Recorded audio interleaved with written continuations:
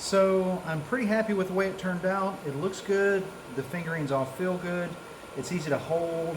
And I spent some time sanding it off camera just because I know it gets boring watching me sand, but sanding this area right here really makes it look sharp. I mean, from the front, which is how other people are going to see it, I think it looks pretty good. It looks pretty good from the back too. I just haven't looked at it. But otherwise, this is a really good fifth drone flute. And once again, the reason it's a fifth drone is because the scales are a perfect fifth apart. You can look up and find a great deal of information on the circle of fifths, the circle of fourths, and find out what a perfect fifth is and what it means in a scale, what it means when you set two minor pentatonic scales beside one another, a perfect fifth apart, and how each one of the sets of notes have their own harmony. It's really amazing. And then, like I say, in addition to that, don't forget that this note here, B in your B, has to match this note here. Because if it doesn't, your audience or buyer will notice immediately. So in my case, it's not the audience that will hear it necessarily, because of course I can play it in tune regardless, but I don't want my buyer to receive a flute like this. Or as this one may be a gift for somebody really important, I want to make sure that it plays properly for them. So anyway, this note is perfect with this guy over here, which is great. Let's hear what it sounds like just on the one side. This side. Sounds pretty good. Let's see what they sound like together.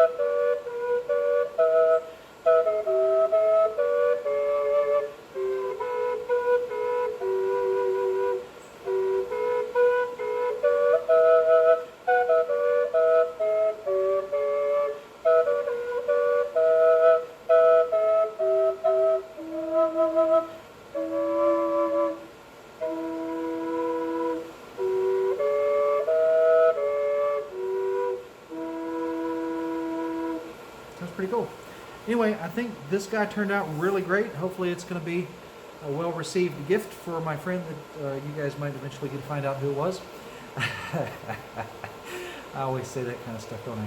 Anyway, so this is how you make a fifth drone. The fifth drone turned out really well, I think. I'm very happy with it. And I think that the video really shows what kind of work it takes to make a fifth drone. You can make it a number of different ways. Could you make an A-frame one? Yes, you could. I like the close together because it's more ergonomic. The A-frame, you'll be out like this, and you'll be like, you might look like a penguin or something playing a flute. But anyway, the mouthpiece, I want to make sure that you guys follow that part. That's very important. This is convenient because having that 15 millimeters apart, and once again, that's per center, not the width of this area here or their area there, but the 15 millimeters apart per center, about 5/16 inch diameter holes, which is what I do on most of my flutes, except for the small ones, get a 1/4 inch hole. But the standard size flutes and larger flutes all get about this size. That makes it convenient where I can easily go back and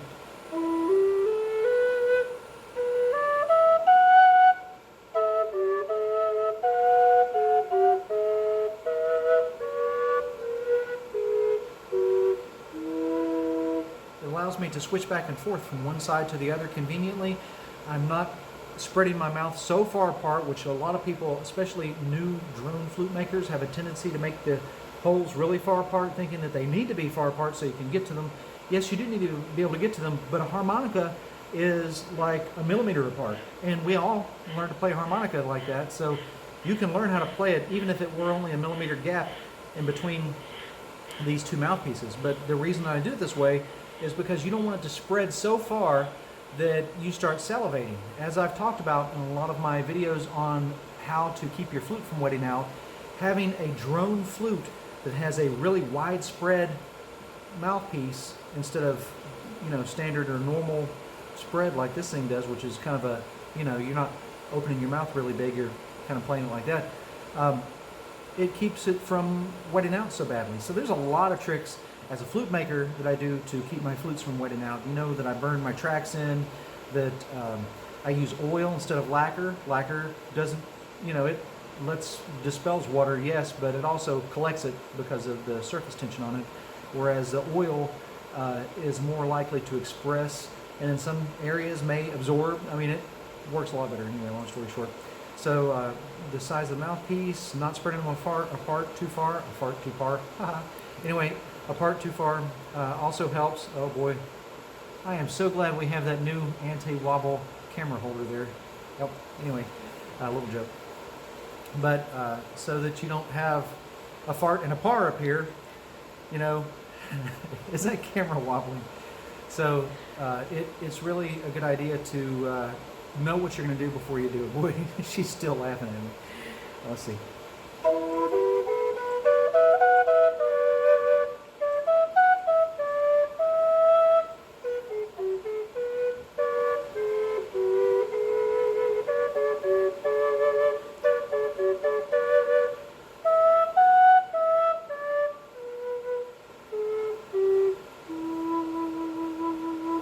So anyway, a lot of stuff you can learn by my blathering sometimes. So I hope you guys have enjoyed this video, or if we're going to put this part of the flute making video at the beginning instead of the end, I hope you will enjoy this video. You guys take care, enjoy, be careful, be safe. Always make sure you wear your goggles. You know, you can wear them just as long as they work. I think I've seen people wearing them like this before. But, you know, you don't want to get any dust on your elbow. But really, truthfully, make sure that you're safe. Make sure you can see out of your goggles. That's also important. Don't use power tools. They're dangerous, really. And apparently, judging by my how to make a flute without using modern tools, don't use a knife either because it's dangerous as all. Get out, man. Have you guys ever seen where I cut my finger off with a table saw before? You know? The scars I have from using a knife are all from 10 years ago. I haven't cut myself with a knife since then much. But any which way, you guys be safe, take care. I hope that you have or will enjoy this video. And if you have any other ideas or questions or comments, positive ones especially, and you, Mr. Thumbs Down, say hi sometimes. We like to hear from you. But you can do it from one of your other accounts if you need to, buddy. Y'all take care. Happy flute playing, happy flute making. Once again, this is Charlie Mato-Toyela, or maybe for the first time, signing out. You guys, we'll see you soon, or in just a minute. So, a lot of people get concerned about my patterns and the scribblings that I have on them. And in the case of this one, this is my 5th drone pattern. There's a tone here and a tone there, and it tells you this and this and this and this. That's just nothing to worry about, honestly. Those are my notes. Those are how I take notes. What I'm going to show you is what we actually need to do. So you may have seen my depth gauge here in some of my previous videos. The depth gauge is going to show us, of course you have to set it first to make sure it's right. -30, that's not good. -15, -5, 0, yay. So anyway, make sure it's at 0. If it's not, then you'll be off a little bit. Not really, you know, rocket science, so it's okay. But we're going to make the depth of this router bit here about 9.25.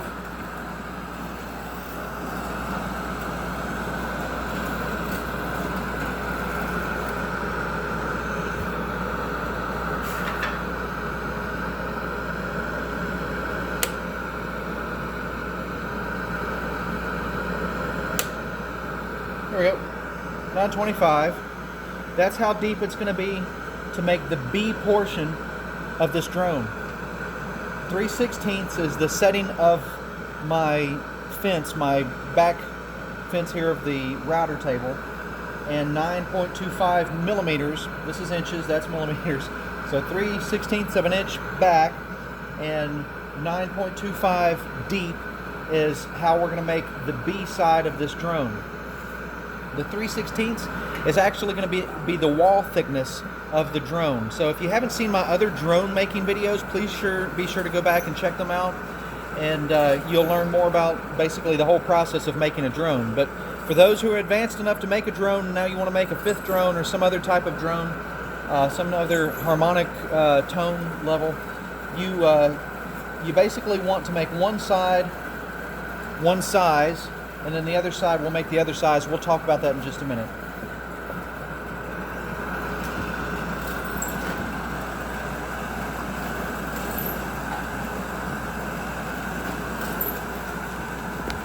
Gonna get a little noisy.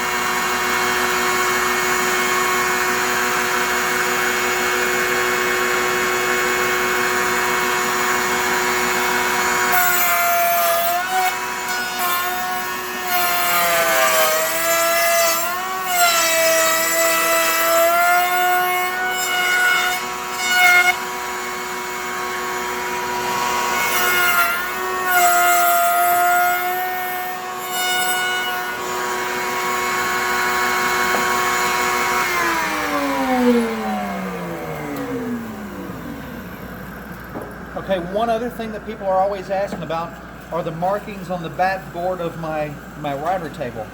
Now these, once again, markings aren't really super critical. They are how I like to start and stop my cuts. And in saying so, I'll show you. This right here, this distance, is the distance between this line and that router bit. And it gives me a mouthpiece. It's just one I determined on my own. You can make yours longer or shorter, or even hollow it all the way through if that's what you want to do. So don't feel like this is critical information. It is not at all. These, once again, are just ramblings and scribblings of someone who's been making flutes for a while. It's just how I do it. If you could see down here on the table, there's some markers that I put for the width of this router bit. Those are the old ones I used to use. So, you know, if you go back through some of my oldest videos, you'll see that I used to mark everything on the table here. I didn't even use this backboard. This came, you know, some 10 or 15 years ago. So this is the one side. And the thing I was pointing out to you while I was routing was that when you're making a drone, if you're making it symmetrical, meaning both sides are the same tone and the same size, then you can route either side either which way.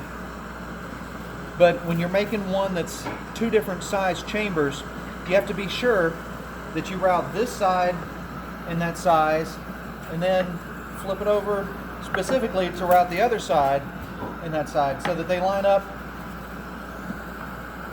and be the same diameter, the same tube on the same side. So next we'll set the router to cut this part. I'll show you where we go from there.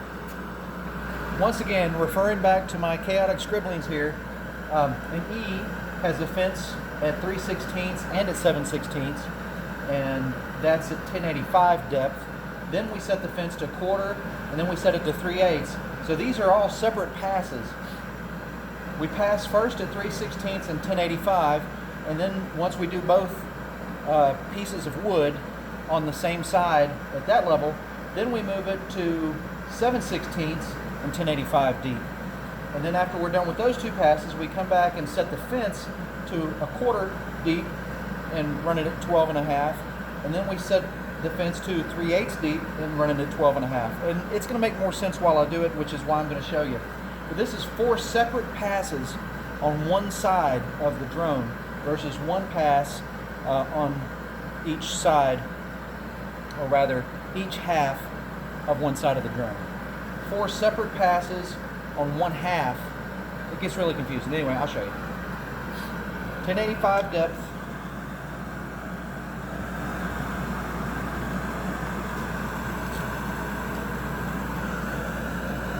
Not on this side, on that side.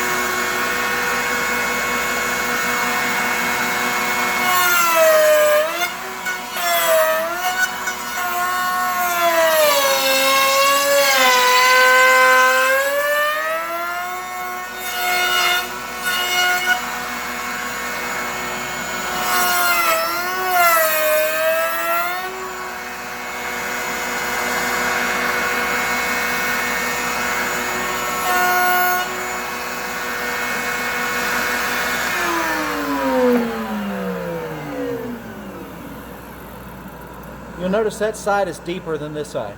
So that's the first pass on this side. We got 3 more to go.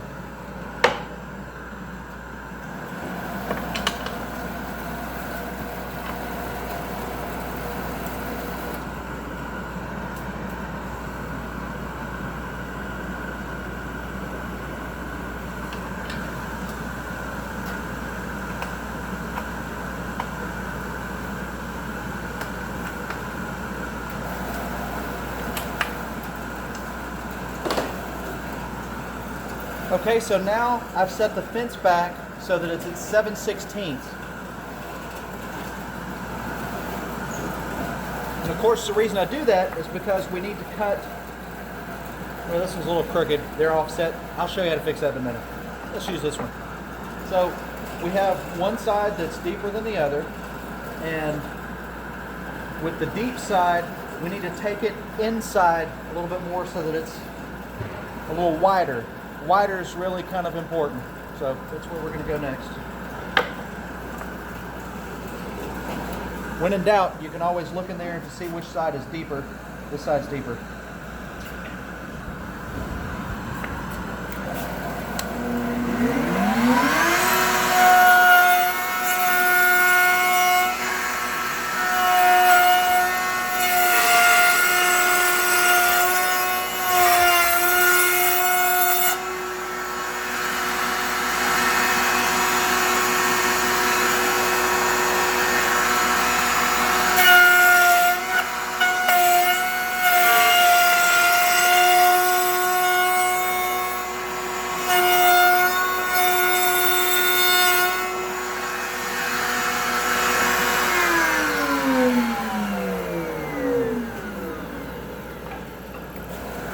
So once again, we're offset just a little bit here. That's okay. I'll show you how to fix that in just a minute when we get to putting it together.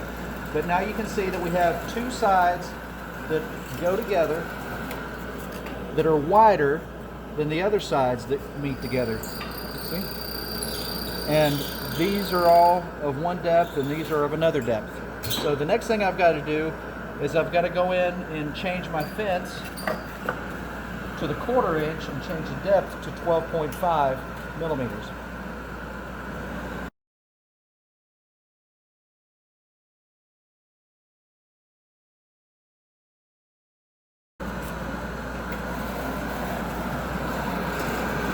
So this says 12.45. Honestly, if we're only 5/100ths of a millimeter away, I think that's going to be okay. So we'll leave it at 12.45.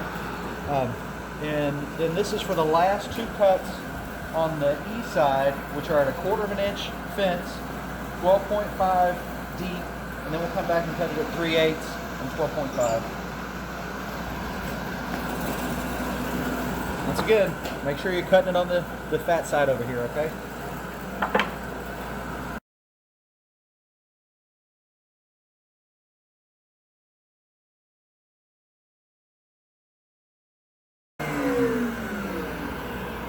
So if you notice, she's offset a little bit now. She has a deep side over here, and this side here is still a little shallow, which we're going to fix by changing it to 3/8.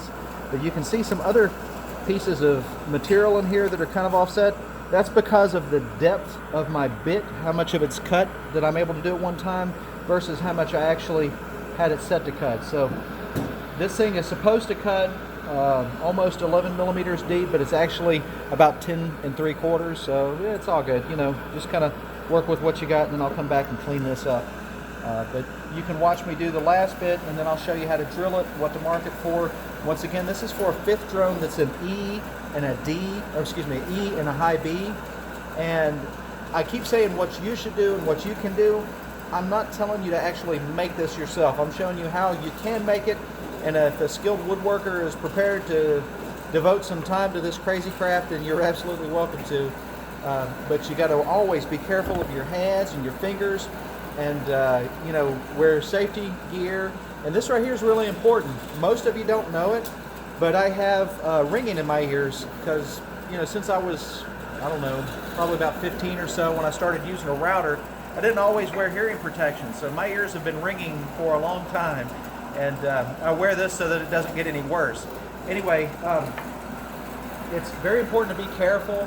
If you're not skilled at using this kind of equipment, don't feel like you have to or like something's holding you back.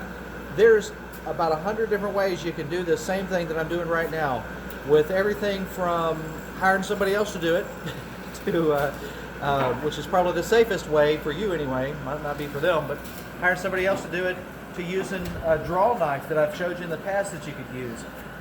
One of my dear friends used to use a handheld rotary tool like a Dremel and just Dremeled the flute out that way. You can actually do the same thing I'm doing here with only sandpaper and a dowel. It's not necessary for you to use these crazy, expensive, dangerous tools where you might accidentally cut the end of your finger off at some point in your life. You can actually do all this without, fancy tools. And there's, once again, also the option of just not doing it all and just ordering a drone from someone that makes drones like the one that we're talking about, or some other, whatever it is that you're interested in. It's a lot of fun doing this, but at the same time, it is challenging and has its, hurdles that I have to get around and over.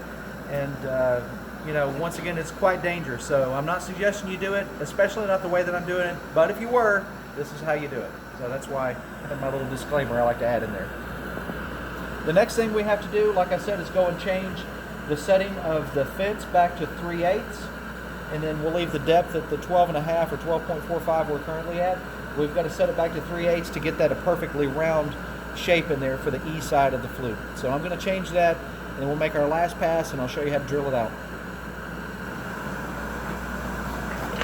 So like I said, the last pass, 3/8. Let's see where 3/8 is.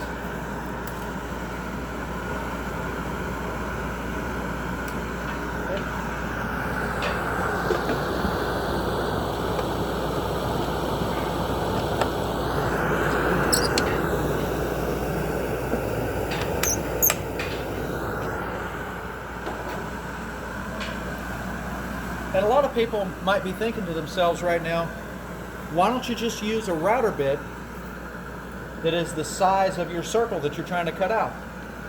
There was a time when I was in that mindset, and that's what I thought I should do. I have since then discovered a number of benefits of using a smaller size router bit. In other words, this little 3/4 inch or 19 millimeter router bit that I've got going on here, it's about 19 millimeters wide. It actually does a better job in so many ways, I guess I should say, than a larger one.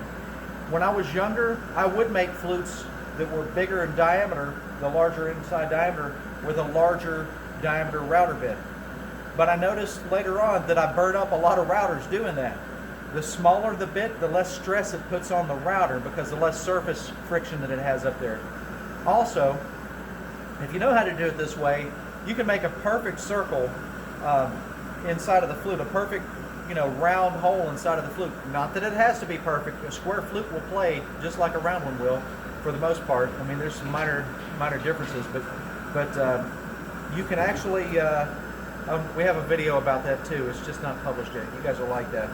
But also, when you're cutting this out, using this one same size router bit means that I don't have to keep a stockpile of router bits on hand or change them out at any point in time to make sure that I can cut the next size flute up. All I have to do is use the same router bit and change its depth in the fence a little bit, and I'm set, which you would have to do anyway. You'd have to change the fence and the depth even if you used a different router bit. So that's a consideration. It's actually one less step in the process. I don't have to take the bit out. That's a big plus. So if you're making a lot of flutes, or rather if I'm making a lot of flutes, it saves me time there. And like I say, a number of reasons. Typically, a smaller bit cuts smoother than a larger bit. Less stress on the router. Less jumping and likeliness of cutting that finger off again. Let's see what else. Oh, and most importantly, when my bit gets dull, I don't have to scramble for somewhere to go buy another 3/4 inch wide bit. Lowe's, Home Depot, Ace Hardware, and about 20 other hardware stores that I know of carry the same bit, but they don't carry the large ones. They also carry some smaller ones, which I use, but for this size, I just use kind of like the mid-size bit, and that's how I do it. So convenience, like I say, is there. It's just a matter of recognizing that convenience. So once again, we've changed the fence. I've quit talking, and we'll go ahead and round this last pass out.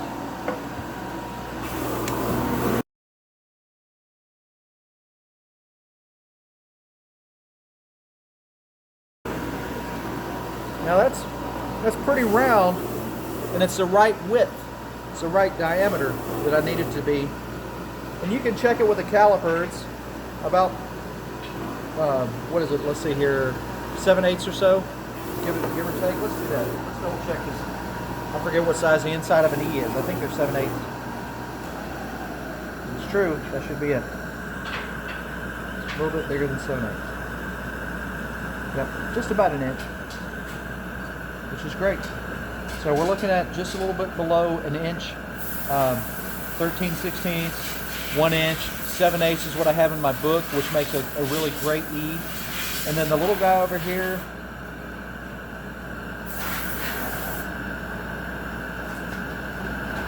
we're looking at about 5/8, give or take. Just had to move it so I could see. So it's about 5/8 of an inch in diameter, which is a good size for a high B. That's actually the size we use today on all of our high Bs, is about 5/8. It doesn't have to be perfect. Like I said, this isn't rocket science. You can make one that's a little larger, a little smaller. You may have to adjust the fingering pattern a little bit. We have a video on that if you haven't seen it, adjusting your pattern to your material. And then that's really it. This is the hard part of making the drone, and then I'll show you the rest of it, which is relatively simple really from this point on. Okay, now I've had a few people that have requested that I put certain fingerings on certain sides of our fifth drones. That is really not necessary in my opinion, because you've got 3 fingers on one hand and 3 fingers on the other that are controlling these holes. You could do it this way or this way, and it's still 3 and 3 either which way. That looks funny, doesn't it? Anyway, so having said that, you have to consider where you want which side of the flute. I like to have the low tone of the drone on the right hand and the high tone of the drone on the left hand. Just convenience. I don't know what it is. Maybe it's because I usually play with what many of you call left hand up. To me it's just playing the flute, but okay. Anyway, so what I'm going to do here is I'm going to mark this with my pattern, and then I'll tell you what the measurements are. But you'll see how I do it, just simply because we make so many of these. The number measurement doesn't matter as much as, oops, dropped my marker.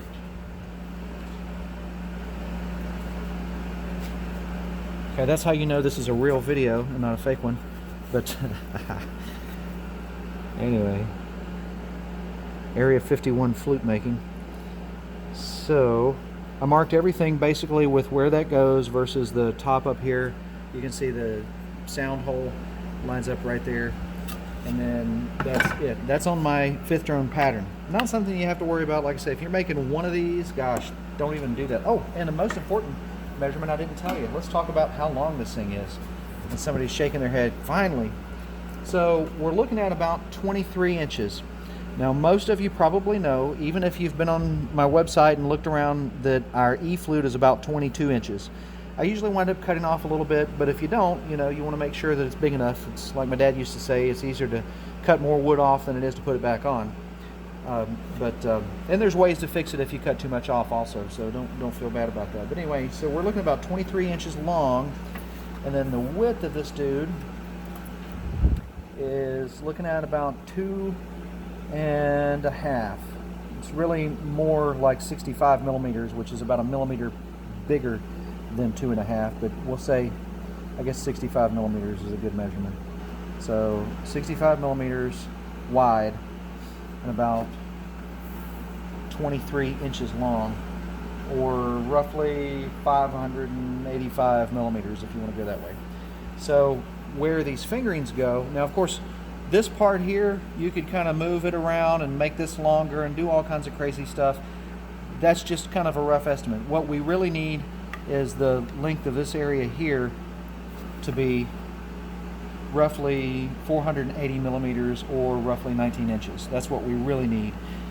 That's the part of the flute that makes the sound. So since this sound chamber here is about roughly 19 inches long, that's what you need to cut it at. Now the other sound chamber, that's for the E. The B side is actually going to get cut up here a little bit, but I don't do that until the last phase of the tuning process, and we'll talk about that at that time. Of course, like I say, it will be shorter. And if you're going to make a drone like this out of like more like an A-frame or some other shape or design, then you can concern yourself with the length and measurement. At the end of the video when I'm tuning, you'll figure out roughly how long it needs to be. But long story short, you know the width in here of each of these sides, and you know how long the E part of the chamber needs to be. That's really enough to make your own flute. But just in case you're concerned with the size of the mouthpiece area, the air supply chamber up here, a lot of people call it the slow air chamber, which calling it the sac just sounds funny to me. But anyway, we're looking at roughly 4 inches from the top of my flute to the beginning of my sound area, which leaves about a 2.5 inch section in here, and really about 3/4 of an inch from the top. Then you have a 2.5 inch section here, and then we're looking at about another inch in between these two areas. Once again, this one's not perfectly formed or shaped, and the one over here, if you'll notice, this one is actually a little bit lower than this side or that side. I'll show you how to fix that when we're gluing it together. This is just basically for the fingering pattern section, and so that you know how long and roughly how wide and everything needs to be. We've talked about that. So let's get the measurements of the fingerings. Always measure the fingerings from the inside of the flute chamber here, which is right here at this edge, and I'll give them to you both in metric and in standard, which is what I usually do if I can help it. So we're looking at roughly 170 millimeters on the B flute side. That's the small chamber from here to there, roughly 170 millimeters, which is looking at probably around, oh, my eyes are doing funny, 6 5/8. And then the next fingering we're looking at about 195. So let me make sure I've got this line back up. Just don't want to get in your way of visibility here. So we're looking at the next fingering. So if I can tilt it towards you, just there we go. That's not too bad. It's about 195 millimeters, or somewhere in the lines of, once again my eyes are doing funny, 7 and I would say not quite 3/4, somewhere between 5/8 and 3/4. And then the last fingering on the high B side of the flute, which is a small chamber, we're looking at 225 millimeters. So 170, 195, 225 millimeters from the beginning of this part of the flute, the sound area of the flute. 225 is the last one, which is roughly 8 3/4 inches. Now let's look at the other side here, the low E side, from the beginning of the flute sound chamber. If I can hold it steady, we're looking at 240 millimeters for the first fingering, which is roughly 9.5 inches. We're looking at 273, give or take. You know, it could be a little bit higher if you wanted it. You could make it 270 and just make a smaller hole, but roughly 273 millimeters, which is looking at right about 10 inches and 3/4. And then the last fingering we're looking at exactly exactly, anyway, roughly 305 millimeters, which is right at 12 inches. So once again, 240, 273, and 305 respectively.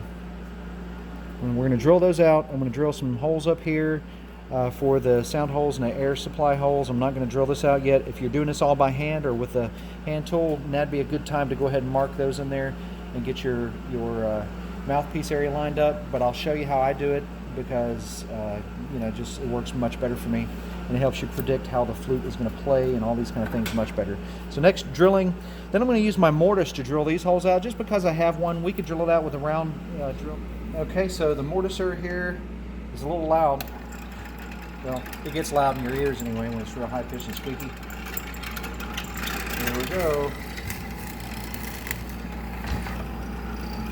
Huh, it's not loud. I told you a story for nothing.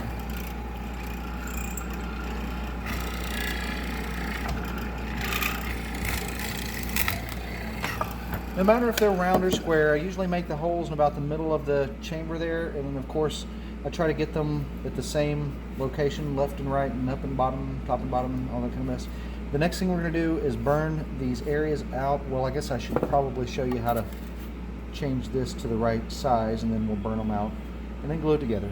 So here's a sanding drum on my rotary tool, and I'm just going to bring this down just a little bit.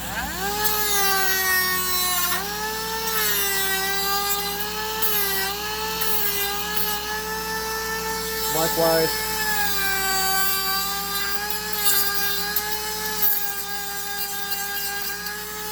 I went ahead and sanded that tab off of the inside, but I'll show you how I normally do it in just a moment. But now they're kind of lined up. The closer to perfect you can get it, of course, the more perfect it's going to sound, but it doesn't have to be exact. I'm going to do the other chamber real quick because I noticed on the large E side here it's a little offset. That's better. And the hole may not be centered exactly, but the E side will have a wider hole anyway, so I'll just pull it over here to the side. Easy stuff. And then the next thing, let's see if I can grab my sander on this drill. This is just a sanding drum. It's just a bigger version of that other one. And all I'm doing is kind of cleaning the scar tissue up a little bit in there. Only on the big side. The small side doesn't have any. And I could use a small tool on the big side, but it's better if you use a big tool. And you see, this is where I was talking right here. The actual cutting amount that my bit can do versus what it actually is something.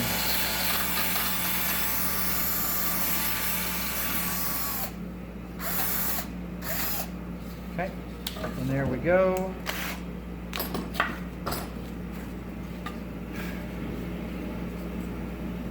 And we'll just burn the inside of this out, glue it together, and after it dries we'll be good to finish it.